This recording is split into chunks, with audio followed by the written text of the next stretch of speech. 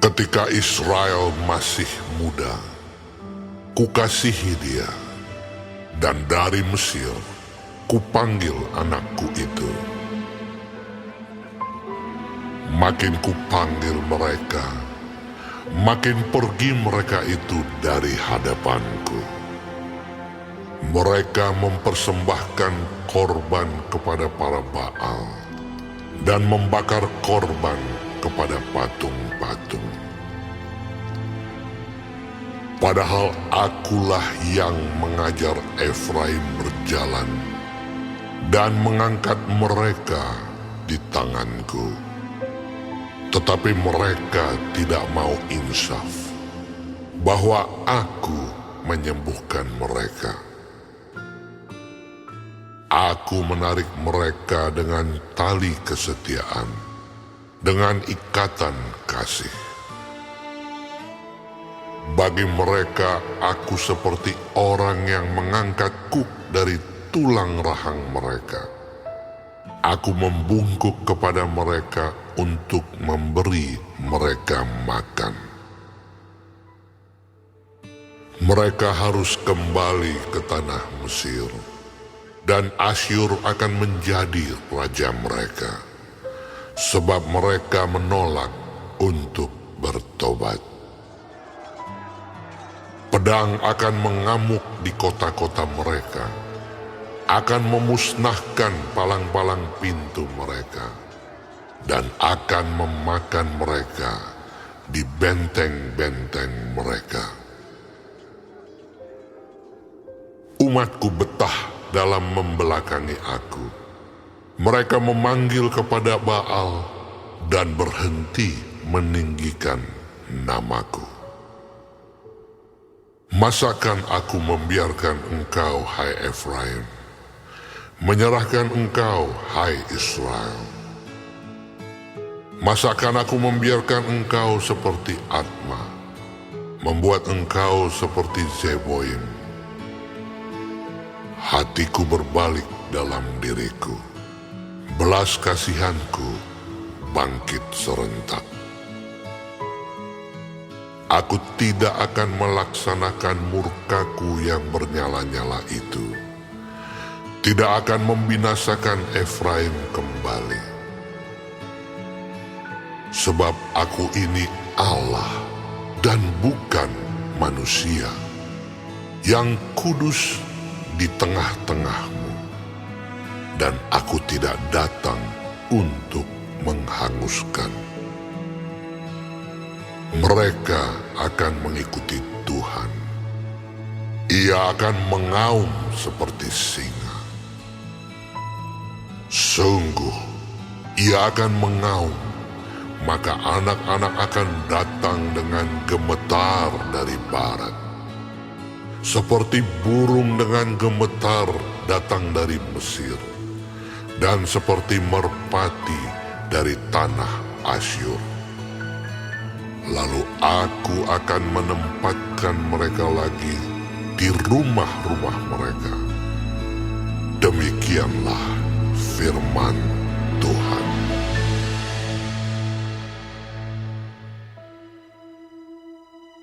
Dengan kebohongan, aku telah dikepung oleh Efraim, dengan tipu oleh kaum Israel. Sedang Yehuda menghilang dari dekat Allah, dari dekat Yang Maha Kudus, yang setia. Efraim menjaga angin dan mengejar angin timur sehari suntuk, memperbanyak dusta dan pemusnahan. Mereka mengadakan perjanjian dengan Asyur dan membawa minyak kepada Mesir. Tuhan mempunyai perbantahan dengan Yehuda. Ia akan menghukum Yakub sesuai dengan tingkah lakunya dan akan memberi balasan kepadanya sesuai dengan perbuatan-perbuatannya.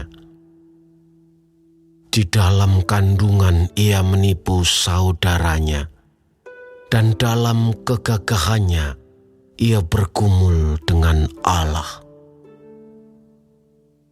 Ia bergumul dengan malaikat dan menang.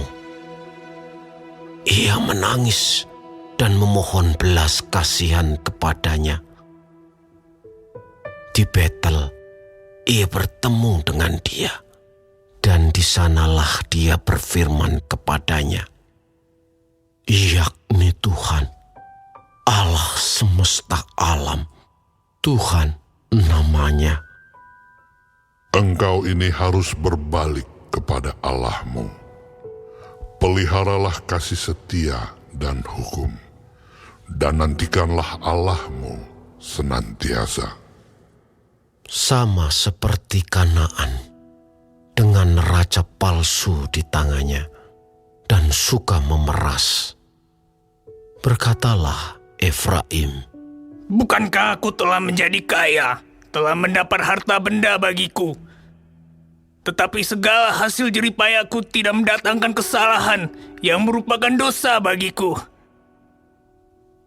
Tetapi aku adalah Tuhan Allahmu sejak di tanah Mesir. Aku masih mau membuat engkau diam kembali di kemah-kemah, seperti di hari-hari pertemuan raya. Aku berbicara kepada para nabi, dan banyak kali memberi penglihatan, dan memberi perumpamaan dengan perantaraan para nabi. bila di Gilead ada kejahatan, maka mereka menjadi kesia-siaan belaka. Di Gilgal mereka mempersembahkan lembu-lembu jantan,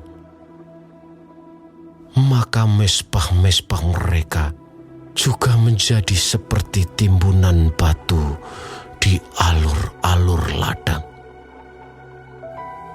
Yakub melarikan diri ke tanah Aram, dan Israel memperhambakan diri untuk mendapat istri. Ya, untuk mendapat istri, ia menjadi gembala. Israel dituntun oleh Tuhan keluar dari Mesir dengan perantaraan seorang nabi. Ya, ia dijaga oleh seorang nabi. Efraim telah menimbulkan sakit hatinya secara pahit, maka Tuhannya akan membiarkan hutang darahnya menimpa dia, dan akan membalas celanya kepadanya. Apabila Efraim berbicara, gemetarlah orang. Ia diangkat-angkat di Israel, tetapi ia bersalah dengan menyembah Baal, sehingga matilah ia. Sekarang pun mereka terus berdosa, dan membuat baginya patung tuangan dari perak, dan berhala-berhala sesuai dengan kecakapan mereka. Semuanya itu buatan tukang-tukang. Persembahkanlah korban kepadanya, kata mereka. Baiklah manusia mencium anak-anak lembu. Sebab itu mereka akan seperti kabut pagi, atau seperti embun yang hilang pagi-pagi benar. Seperti debu jerami yang diterbangkan badai dari tempat pengirikan, atau seperti asap dari tingkap. Tetapi aku adalah Tuhan Allahmu sejak di tanah Mesir. Engkau tidak mengenal Allah kecuali aku, dan tidak ada juru selamat selain dari aku. Akulah yang mengenal engkau di padang gurun, di tanah yang gersang. Ketika mereka makan rumput, maka mereka kenyang. Setelah mereka kenyang, maka hati mereka meninggi. Itulah sebabnya mereka melupakan aku. Maka aku menjadi seperti singa bagi mereka. Seperti macan tutul, aku mengintip-intip di pinggir jalan.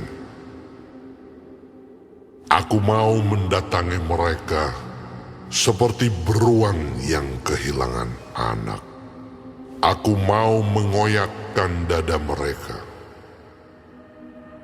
Di sana aku memakan mereka seperti singa. Binatang liar di padang akan merobek mereka. Aku membinasakan engkau, hai Israel. Siapakah yang dapat menolong engkau? Di mana gerangan rajamu, supaya diselamatkannya engkau, dan semua pemukamu, supaya diberinya engkau keadilan? Hai, engkau yang berkata, berilah kepadaku seorang raja dan pemuka-pemuka.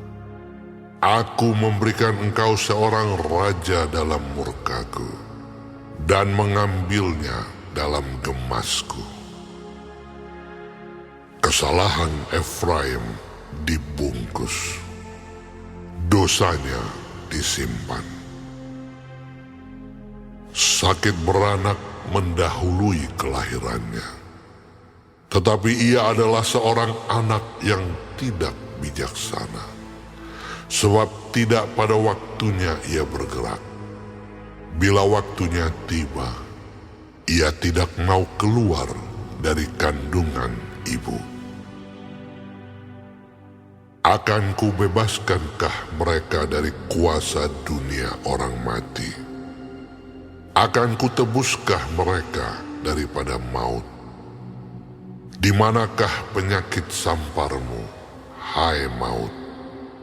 Di manakah tenaga pembinasamu, hai dunia orang mati? Mataku tertutup bagi belas kasihan. Sekalipun ia tumbuh subur di antara rumput-rumput, maka angin timur, angin Tuhan akan datang, bertiup dari padang gurun, mengeringkan sumber-sumbernya, dan merusakkan mata-mata airnya. Dirampasnya harta benda, segala barang yang indah-indah.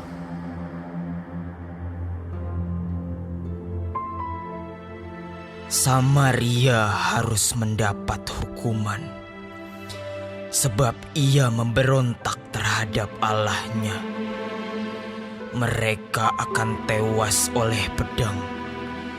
Bayi-bayinya akan diremukkan, dan perempuan-perempuannya yang mengandung akan dibelah perutnya.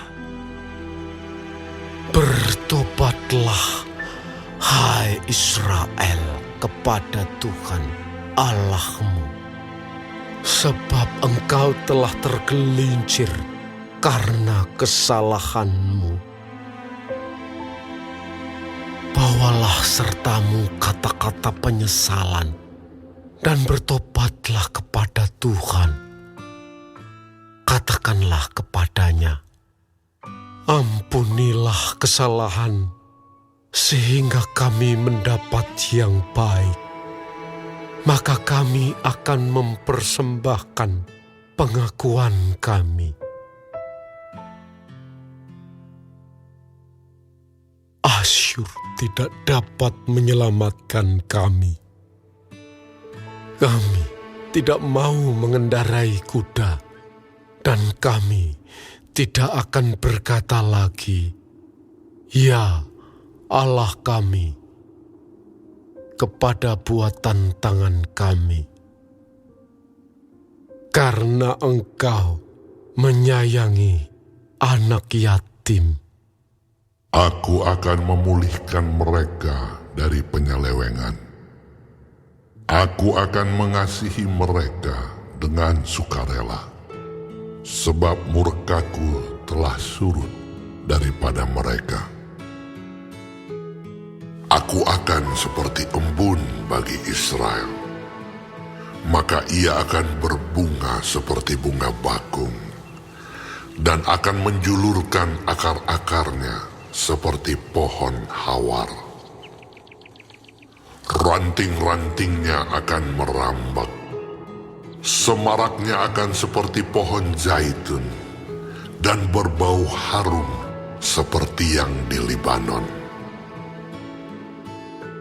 Mereka akan kembali dan diam dalam naunganku, dan tumbuh seperti gandum. Mereka akan berkembang seperti pohon anggur, yang termasyur seperti anggur Libanon. Efraim, apakah lagi sangkut pautku dengan berhala-berhala? Akulah yang menjawab dan memperhatikan engkau. Aku ini seperti pohon sanobar yang menghijau. Daripadaku engkau mendapat buah. Siapa yang bijaksana? Biarlah ia memahami semuanya ini. Siapa yang paham? Biarlah ia mengetahuinya. Sebab jalan-jalan Tuhan adalah lurus, dan orang benar menempuhnya.